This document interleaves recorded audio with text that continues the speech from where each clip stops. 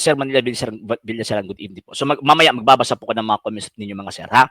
Okay, so ngayon, yung kinopya daw po nila na katuruan sa Biblia, sabi nila, yan lang po yung sinusunod namin. So therefore, totoo kami, kasi kung ano yung nakasulat sa Biblia, yan po yung sinusunod namin. Question, naging totoo po ba sila? Hindi. Mga sinungaling po sila. Bakit po mga sinungaling? Kasi hindi naman yung katuruan po nila eh. Yung kinopya po nila, hindi po yun katuruan nila. And at the same time, wala po silang koneksyon doon sa nagturo, sa mga katuruan na yun. Yan po mga sir. So, saan po ba galing yung tinatawag na katotohanan mga sir? Nanggaling po yung katotohanan, galing sa ating Panginoong Jesucristo. Kasi sabi ng Panginoong Jesucristo, I am the way, the truth, and the life. Ako ang daan, ang katotohanan, at ang buhay. So ang katotohanan galing sa ating Panginoong Jesucristo. At itong katotohanan na ito, nagtuturo po siya sa kanyang tinatawag ng mga apostol. At yung katuruan na yon, meron tinatawag na oral teaching and written teaching. Sa panahon ng Panginoong Jesucristo, wala pong written teaching except sa mga dokumento ng matandang tipan, yung Old Testament, na ginagamit po nila noon. Pero sa New Testament, wala pa. Bakit po? Kasi nag-umpisa yung kasulatan, nag-umpisa yung New Testament na pagkasulat, patay na po ang Panginoon, umakyat na po sa langit, 16 or 15, not less than 15 years na po. Bakit po? Kasi 33 namatay ang Panginoong Jesucristo, umakyat, nagsulat, ang pinakaunang aklat na isinulat sa New Testament is yung 1 Thessalonians, mga around 52 AD. So sa makatuwid, kung titingnan po natin, ang pinakaunang turo ng ating Panginoong Jesucristo, oral teaching. Kaya nga po, isinugo ng Panginoong Jesucristo yung kanyang tinatawag ng mga apostol ang gagawin oral teaching. Wala po siyang sinabi na magsulat kayo. Wala po. Pero nagsulat yung mga apostol, bakit po? Kasi gusto po nilang maidetalye. Kahit sa maliit lang na panahon, gusto po nilang maibigay or ma-preserve yung mga bagay na importante na nangyayari sa mga nangyari at mga sinalita po nila noon. Pero ang katotohanan, hindi po huminto doon sa nakasulat. Bakit po? Kasi ang utos ng ating Panginoong Jesucristo, klarong-klaro po yun. Oral teaching. Teach them to observe all that I have commanded you. St. Matthew chapter 28 verse 20. Yan po yung sinabi ng ating Panginoong Jesucristo. So ibig sabihin, yung truth, yung living truth na ating Panginoong Jesucristo, nagturo po siya at yung katotohanan na yun na ipinasa po niya sa kanyang iglesia, pinasa po niya sa kanyang unang mga alagad at isinugo po niya para magturo din. So, ibig sabihin, meron po siyang oral teaching and at the same time, then late na po yung tinatawag na written. So, dalawa po. So, ang basis ng truth, dalawa. Yung oral teaching at the same time, yung itong tinatawag na written teachings. At yan po yung tinatanggap ng Iglesia Katolika Apostolika Romana. So ngayon, saan po niya ibinigay? Siyempre, doon sa kanyang iglesia. Diba? Kaya nga po, Ephesians chapter 3, verse 10, klarong-klaro po yan na ibinibigay ng Panginoong Diyos ang kanyang karunungan sa kanyang iglesia sa iba't ibang paraan. Ibinigay po niya sa kanyang iglesia. So kaya nga po, ang nangangasiwa sa truth na ito, sa katotohanan na ito, hindi po individual kung hindi yung kanyang iglesia. Bakit po? Kasi Ephesians chapter 5 verse 23 and Colossians chapter 1 verse 18, klarong-klaro po yan, si Kristo yung Pangulo at at the same time si Kristo din po, ang iglesia, yung kanyang tinatawag na katawan. So dyan po naka-preserve o naka-reserve yung tinatawag na katotohanan. Pinipreserve po ito ng kanyang iglesia. Pinipreserve ng kanyang iglesia, tinuturo ng kanyang iglesia, at ipinasa po ito. Kaya nga po, dyan po nagsimula yung tinatawag na tradisyon. Ano po itong tradisyon mga sir, mga ma'am? Tradition, it is a teaching, it is a thing handed down from one generation to another generation. Even nga yung Biblia, produkto po ito ng tinatawag na tradisyon. So yan po mga sir. Saan po niya ibinigay ang katotohanan ito? Ibinigay po niya sa kanyang iglesia. So, siya po, ang iglesia po niya, siya po yung nangangasiwa sa mga katotohanan na ito. Bakit po? Kasi yung Old Testament po kasi, lahat ng mga bagay sa Old Testament, ang fulfillment ng ating Panginoong Jesucristo. Kaya nga po, yung iglesyang itinatag ng Panginoong Jesucristo, may connection po sa Old Testament nang dahil po yan sa Panginoong Jesucristo. Ang nag-connect ng kanyang iglesia sa Old Testament is yung ating Panginoong Jesucristo.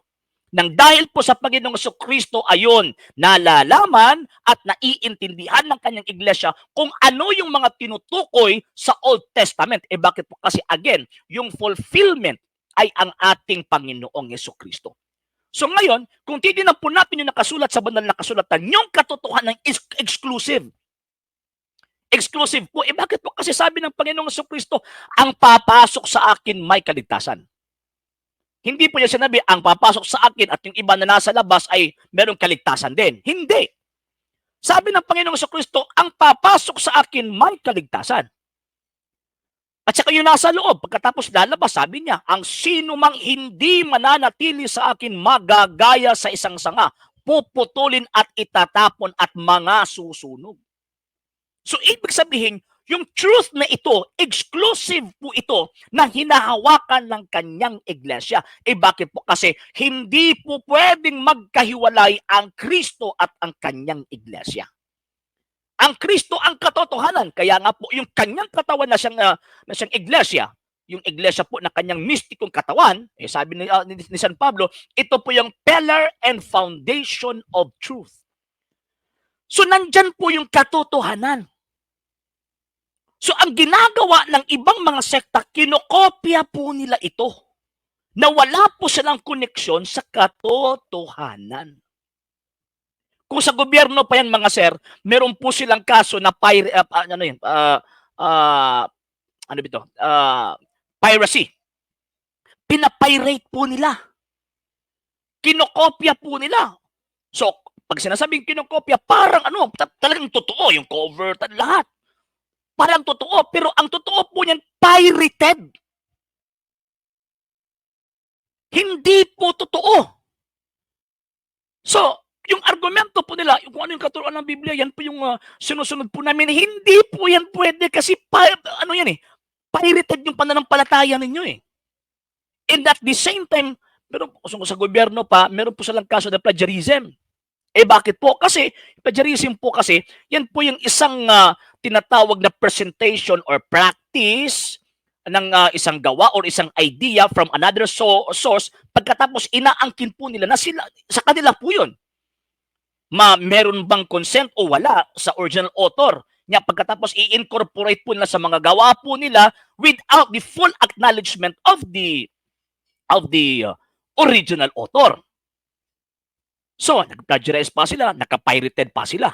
Yung pananampalataya po nila. So, bakit po natin kailangan i-trace po yung tinatawag ng origin ng pananampalataya at katotohanan? Bakit po? Kasi ang katotohanan, isa lang po eh. Isa lang po yung katotohanan. At ang katotohanan na yun, ang ating Panginoong Jesucristo, pagkatapos ibinigay po niya sa ikanyang iglesia. At itong iglesia po ito, hindi po ito mawawala. Bakit po? Kasi pag mawawala po itong iglesia po ito sa makatwid, ang mangyayari ay wala pong taong maliligtas. Yan po mga sir. So, ngayon, kung titingnan po natin na mga sir, itong mga sulpot na ito, kinopya po nila yung nakasulat sa Biblia, akala nila, totoo na po sila. Bakit po? Bakit po? Hindi po nila makopya ng kompleto eh.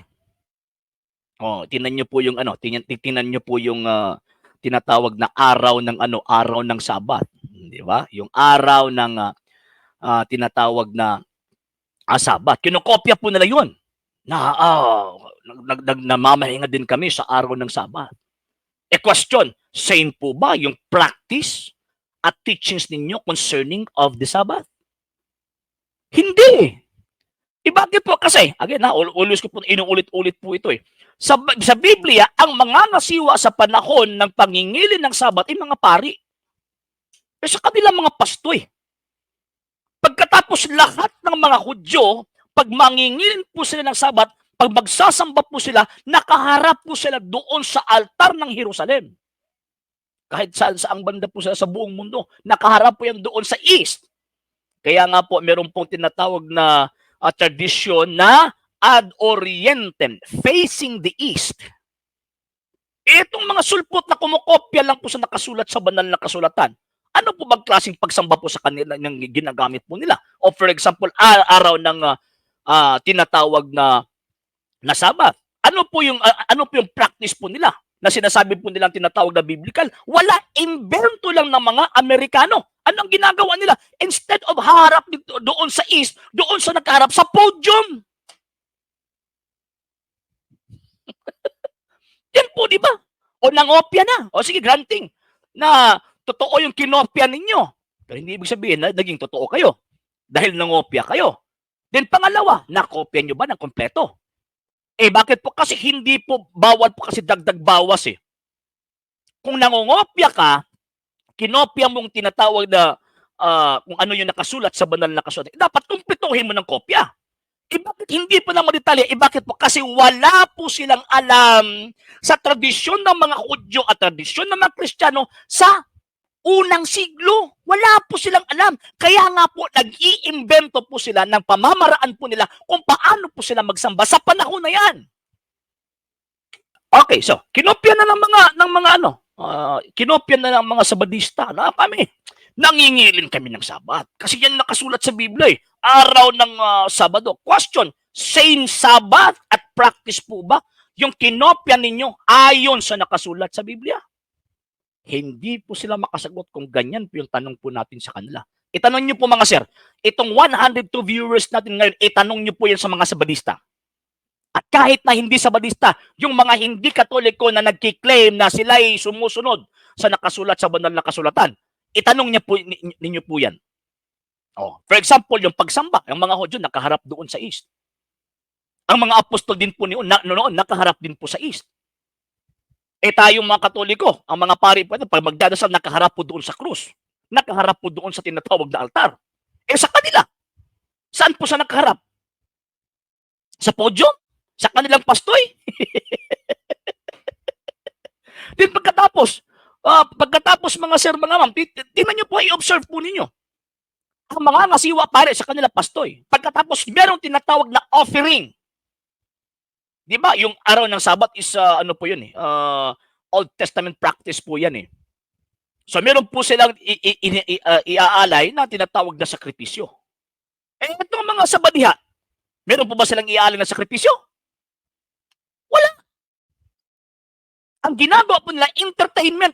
Pakakantahin natin si itong grupo ni Talpulano kasi maganda boses na ito. Pagkatapos, ino-offer nila kay Lord. Ay, nalang. Wala. So, ibig sabihin, yung mga nangopya, they are all fakes. Mga bugos. Bugos. Fake po sila lahat. Kiniklaim po nila nga, kami yung totoo. Actually, hindi po Kristo yung pinangaral po nila eh. Ang pinangangaral po nila, yung mga sarili po nila. Kaya nga po, instead of maniniwala sa tradisyon at nakasulat sa banal na kasulatan, ang pinaniniwalaan po nila, yung mga pastoy po nila, gawang kulto po yan eh.